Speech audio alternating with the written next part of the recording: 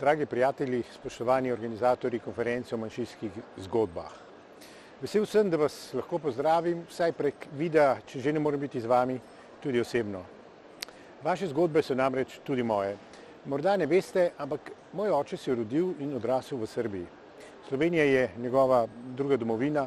V moji družini sta se tako vedno prepletali slovenska in srbska kulinarika, slovenski in srbski jezik in upal bi si reči, da je bila moja mladost tudi zaradi te izkušnje mnogo bogatejša. Kot človeku mi je snela plašnice, predvsem, kar ni domače, in mi je odprla oči in ušesa za sporočila ljudi, ki imajo več domovin.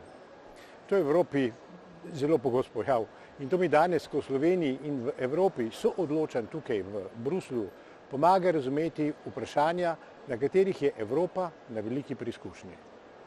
To so vprašanja multikulturne družbe, integracije priseljencev, migrantov, njihovega vključevanja v procese, ki so ključni za razvoj vsakega posameznika, od izobraževanja do dela in naprej vključenosti v družbo.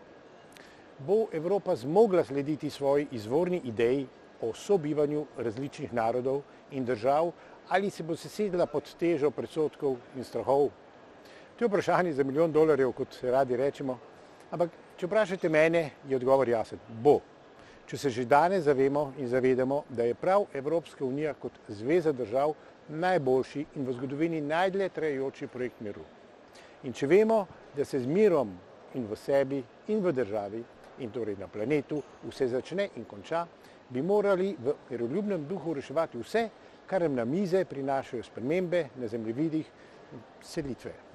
Vsem, ki so na konferenci, pa želim prijetno delo in bivanje v Sloveniji, zelenem srcu Evrope. Srečno!